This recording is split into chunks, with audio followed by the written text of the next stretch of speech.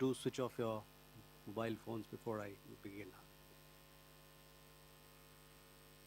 Good evening, ladies and gentlemen. I welcome you to this press briefing by Foreign Secretary Shri Vikram Mishri on the ongoing developments around Operation Sindoor.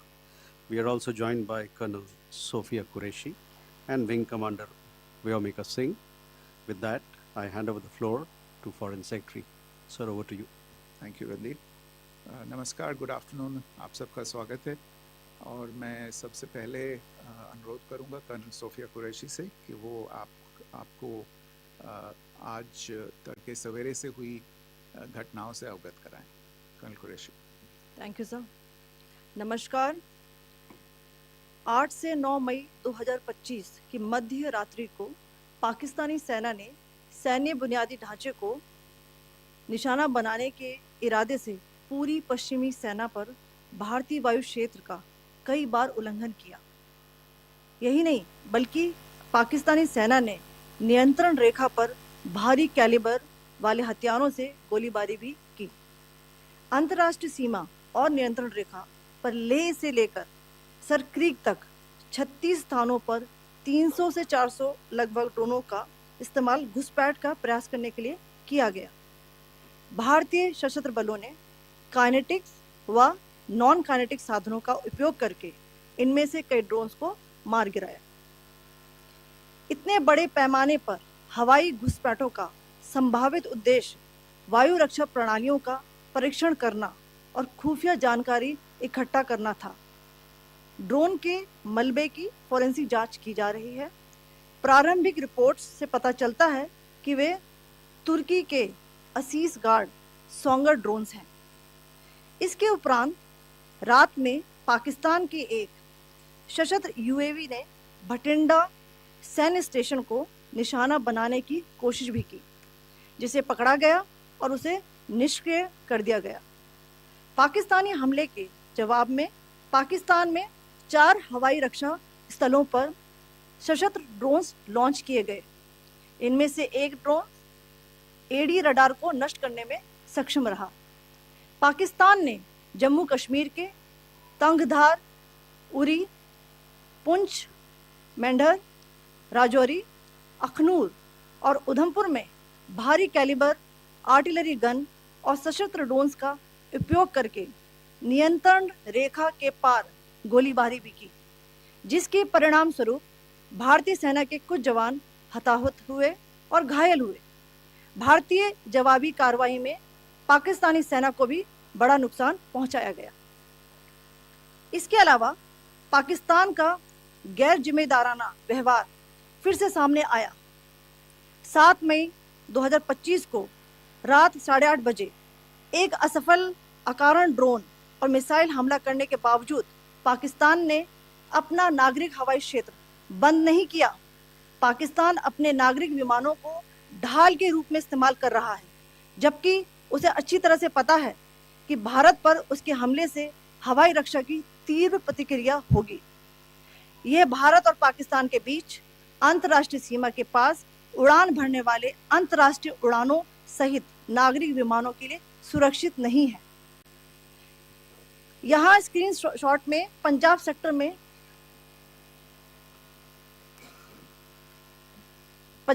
में high air defence alert स्थिति के दौरान application flight radar 24 का data दिखाया गया है। जैसा कि आप देख रहे हैं यहाँ पर भारतीय पक्ष का हवाई क्षेत्र घोषित बंद के कारण नागरिक हवाई यातायात से पूरी तरह से रहित है। कराची और लाहौर के बीच के हवाई अड्डे मार्ग पर नागरिक एयरलाइंस उड़ान भर रही है। हाई अलर्ट किया गया है विमान फ्लाइनेस एविएशन का एयरबस 320, जैसा कि आप यहाँ देख रहे हैं, जो कि शाम को 5:50 बजे दमम से शुरू हुआ और रात को 9:10 बजे लाहौर में उतरा। ये सारा डिटेल्स आप यहाँ देख रहे हैं, ये डिटेल्स यहाँ लिखा हुआ है। Can you see this?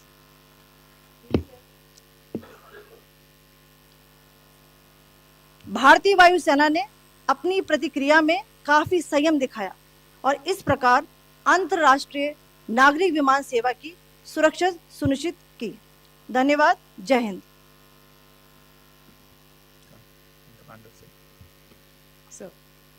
Good afternoon to you all. On the intervening night of 8th 9th May 2025, Pakistan military carry out multiple violations of Indian airspace along the entire western border with an intent to target military infrastructure. Pakistan military also resorted to firing of heavy caliber weapons along the line of control. Along the international border and line of control, drone intrusions were attempted from Leh to Sir Creek at 36 locations with approximately 300 to 400 drones. Indian Armed Forces brought down a number of these drones using kinetic and non-kinetic means. The possible purpose of these large-scale aerial intrusions were to test the AD systems and gather intelligence. Forensic examination of the drone debris is being undertaken. Preliminary reports suggest them to be of Aziz Guard Songa drone of Turkey.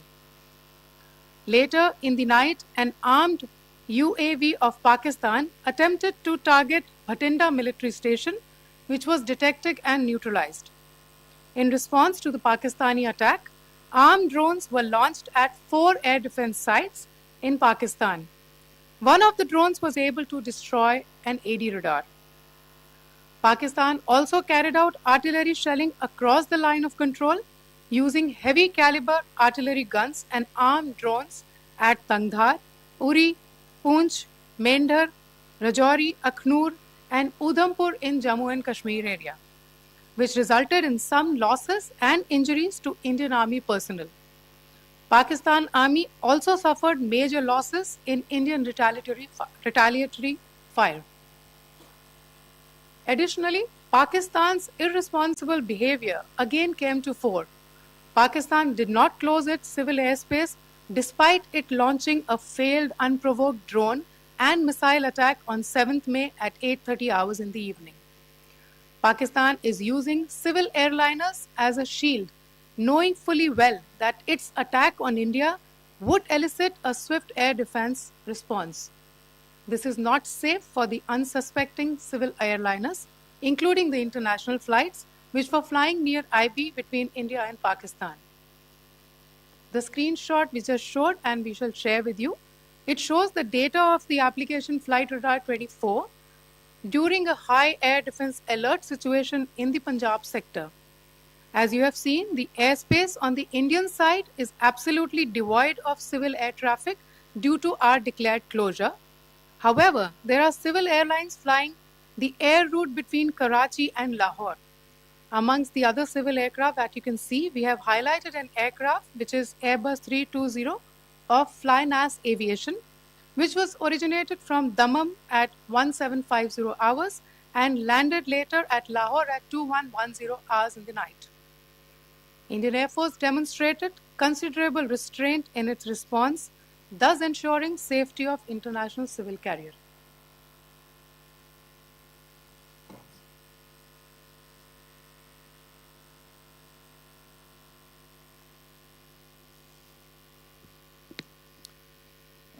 Thank you, Colonel Qureshi, Wing Commander Singh. I have just a few points to share in addition.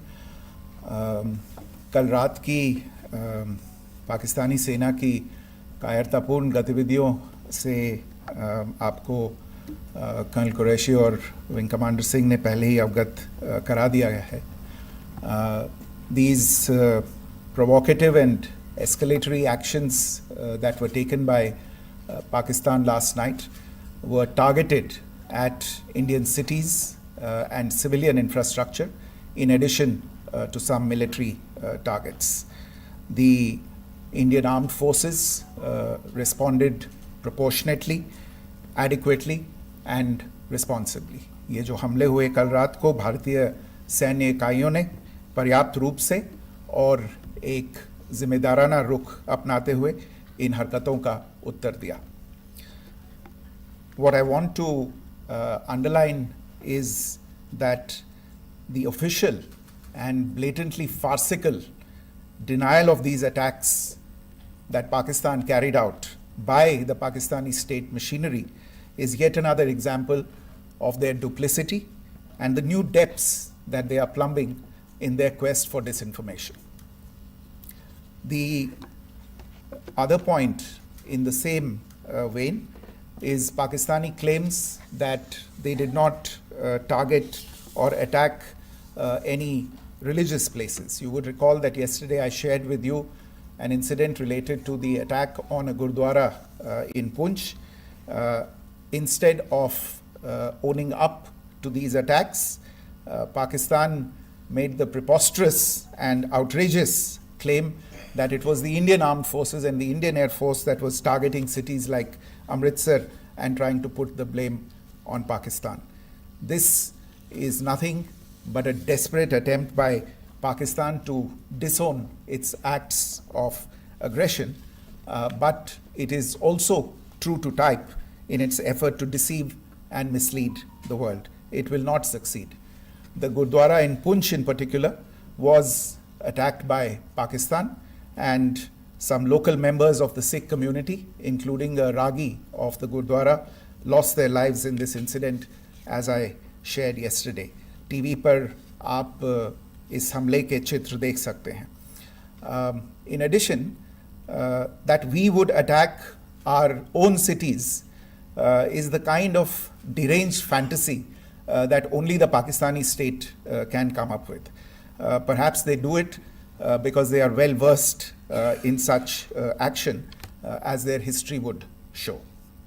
The last point I wanted to make this evening is again this disinformation that is coming from Pakistan about India targeting the Nankana Sahib Gurdwara through a drone attack. This is again yet another blatant lie and part of Pakistan's disinformation campaign. As we saw in the Pahalgam attack, Pakistan is again trying desperately to impart a communal hue to the situation with an intention to create discord. Again, we are not surprised. India's steadfast unity in itself is a challenge to Pakistan. Let me stop there. I have time only for a few questions and be happy to try and answer them. First, I call Siddharth. Siddharth, please. Hi, sir. I'm Siddharth from Beyond. So this is Siddharth, behind, please. The other Siddharth. Yes, sir. Hi, sir. I'm Siddhant from CNN News 18. Sir, I only want to know from you the status of Kartarpur corridor. Is it open or not? If you can. I think you're all aware of the situation along the entire India-Pakistan border and the areas around the line of control.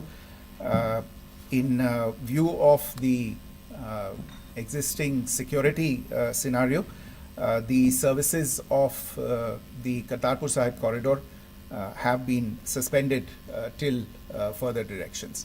We'll update you as and when there is a change in the situation. We have a question here. Rishabh. So, good evening, Rishabh from Times Now. So, you spoke about religious places being hit in Jammu. There's another religious place which is a Carmelite nun church that has been hit. What do you have to say about it, if you can explain that to us? Yeah, actually, we do have some information about this extremely regrettable and condemnable incident. During heavy shelling across the line of control in the early morning of 7th May, a shell fired from Pakistan landed just behind the Christ School run by the Carmelites of Mary Immaculate congregation in Poonch. Tragically, the shell fired from Pakistan hit the home of 2 students of the Christ School. Both students unfortunately lost their lives and their parents were severely injured. Another Pakistani shell struck a Christian convent of nuns belonging to the congregation of the Mother of Carmel, damaging water tanks and destroying solar panel infrastructure. Several priests, nuns, school staff and local residents took refuge in an underground hall beneath the Christ School during the shelling by Pakistan. The school happened to be closed at the time, fortunately. Otherwise, more losses would have occurred. Again, we have seen the Pakistani side targeting and shelling places of worship with a particular design. This includes gurdwaras, these convents and temples. This is a new law even for Pakistan. Your question here, Pranay. Sir Pranay Upadhyay Amar Ujala से। Sir कल आपने इसी podium से पाकिस्तान के IMF bailout को लेकर और Indus water treaty को लेकर जो टिप्पणी की थी उसकी पाकिस्तान में काफ़ी तीखी प्रतिक्रिया भी आई और उसके बाद हमने देखा कि पाकिस्तान की तरफ से किस तरीके से लेह से लेकर भुज तक पूरी बॉर्डर के ऊपर जो इन्वेजन था वो किया गया।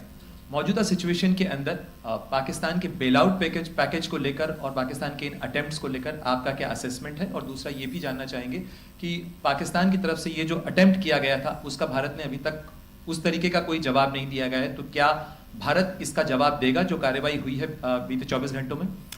देखिए प्रणय, जहाँ तक इंडस वाटर्स ट्रीटी का सवाल है, मैंने कल विस्तार से उसके बारे में इसकी चर्चा की है। Indus waters treaty is in abeyance and as such I have nothing further to add to the decision that was announced by the Cabinet Committee on Security. जहाँ तक IMF bailout का सवाल है, आपको ज्ञान होगा कि IMF की आज मीटिंग हो रही है। हम वहाँ पे अपना पक्ष रखेंगे और जो हमारा मत है इन चीज़ों को लेके वहाँ पे साझा करेंगे दूसरे मेंबर्स के साथ। ये बोर्ड पे निर्भर है कि वहाँ पे क्या निर्णय होता है। और जहाँ तक जो कार्रवाई हुई है उसका जवाब देने का जो आपने जो प्रश्न उठाया है, जो आज ब्रीफिंग हुई है, जो आपको सूचना मिली है, मैंने भी कहा है कि जो आज सवेरे तड़के सवेरे जो गतिविधियाँ हुई, भारत ने उनका एक जिम्मेदाराना पूर्ण तरीके से और एक पर्याप्त तरीके से उसका जवाब दे दिया है। सिद्धांत। Hi sir, Siddhant from Vyomika. Sir, the External Affairs Minister has spoken to many of his counterparts around the world. Yesterday he spoke to the US Secretary of State Marco Rubio. So what were the key areas of conversations during that call? Yes, the minister had a conversation with the US Secretary of State. As you can imagine, the focus of discussions was the terrorist attack in Pahalgam and the response that India mounted after that on the 7th of May. The Secretary of State shared his thoughts on these developments with the minister.